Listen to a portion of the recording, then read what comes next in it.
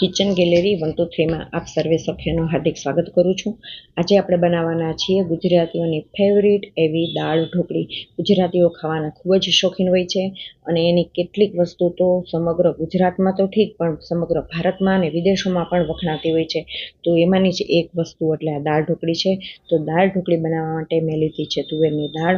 હું અહીંયા 3 વ્યક્તિને થાય એટલી દાળ ઢોકળી બનાવવાની છું અને એટલા માટે મેં નાની નાની 2 વાટકી તુવેરની દાળ લીધી છે। એને નળ નીચે ચોખ્ખા પાણીથી ઘસીને ધોઈ નાખવાની છે અને પછી એને એક કળશો પાણી નાખી કુકરમાં નાખીને 5 સીટી વગાડવાની છે।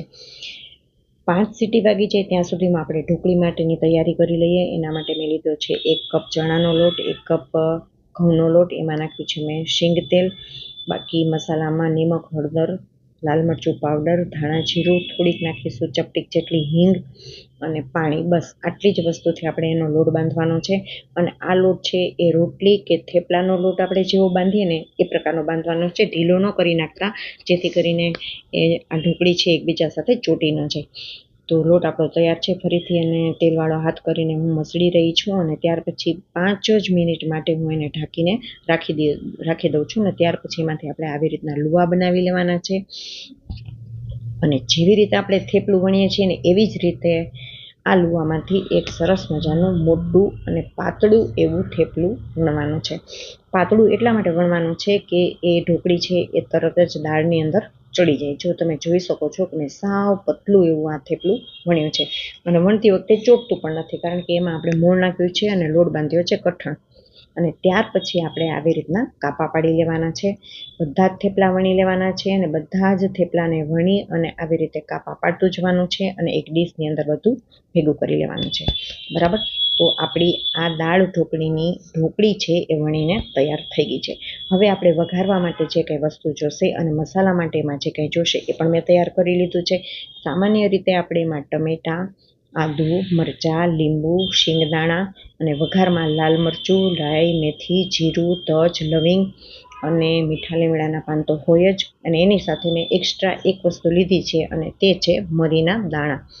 તો આ બધી સામગ્રી તૈયાર છે। કુકરની સીટી પણ વાગી ગઈ છે। એમાં મેં બાફતી વખતે ટમેટું નાખ્યું હતું। ટમેટું નાખવાથી દાળનો રંગ છે ખૂબ જ સરસ આવે છે અને એટલા માટે હું બાફતી વખતે જ ટમેટું નાખી દઉં છું।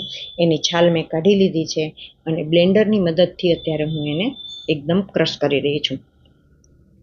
વઘાર માટે 1 પાવરું શીંગ તેલ લીધું છે અને ત્યાર પછી વઘારના બધા જ મસાલા છે એ તેલ ગરમ થયું એટલે એની અંદર નાખી દીધા। મીઠા લીમડાના પાન નાખ્યા, ચપટી હિંગ નાખી અને હવે આ જે મસાલો છે એમાં મેં એક ડોયો દાળ નાખી અને સૌ પ્રથમ હું એનો વઘાર કરીને તુરંત ઢાંકી દઈશ, જેથી કરીને સુગંધ છે વઘારની એ દાળની અંદર બેસી જાય।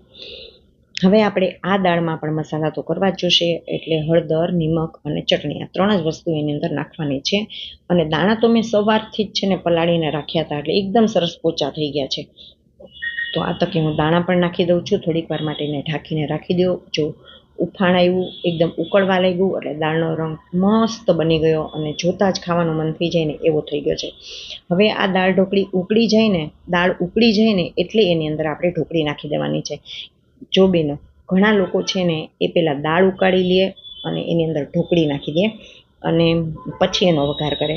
મેં છે એ પહેલાં દાળનો વઘાર કર્યો અને પછી ઢોકળી નાખું। બધું સરવાળે તો એકનો એક જ છે, બરાબર। એમાં ટેસ્ટમાં કંઈ ફેર નથી પડતો, રીત ભલે અલગ હોય।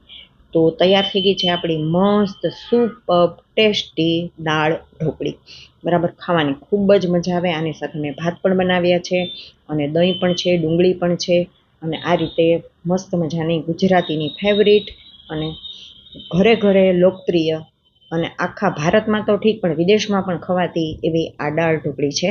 તો બધા બનાવતા જશો। તમે કયા ગામથી આ વિડીયો જોઈ રહ્યા છો એ પણ મને અચૂક જણાવજો, મને આનંદ થશે અને તમને મારી આ રીત અને મારી આ રેસીપી કેવી લાગી એ પણ તમે મને અચૂક જણાવશો। ચાલો મળીએ નવા વિડીયોમાં નવી રેસીપી સાથે, ત્યાં સુધી આવજો।